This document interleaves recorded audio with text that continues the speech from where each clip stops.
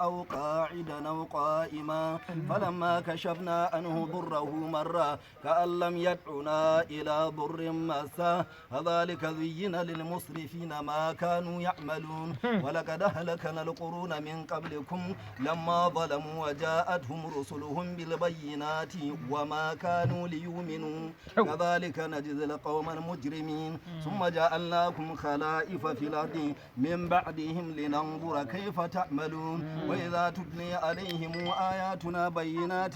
قال الذين لا يرجون لقاءنا ائت بقرآن غير هذا أو بدل قل ما يكون لي أن أبدله من تلقاء نفسي إن أتبع إلا ما يوحي إلي إني أخاف إن عصيت ربي عذاب يوم عظيم قل لو شاء الله ما تلوته عليكم ولا أدريكم به فقد لبثت فيكم عمرا من قبلي أفلا تعقلون فمن الظلم ممن افتري على الله كذبا أو كذب بآياته إنه لا يفلح المجرمون ويعبدون من دون الله ما لا يضرهم ولا ينفعهم ويقولون هؤلاء شفعاؤنا عند الله ولا تنبئون الله بما لا يعلم في السماوات ولا في الأرض سبحانه وتعالى عما يشركون وما كان الناس إلا أمة واحدة فاختلفوا ولولا كلمة سبقت من ربك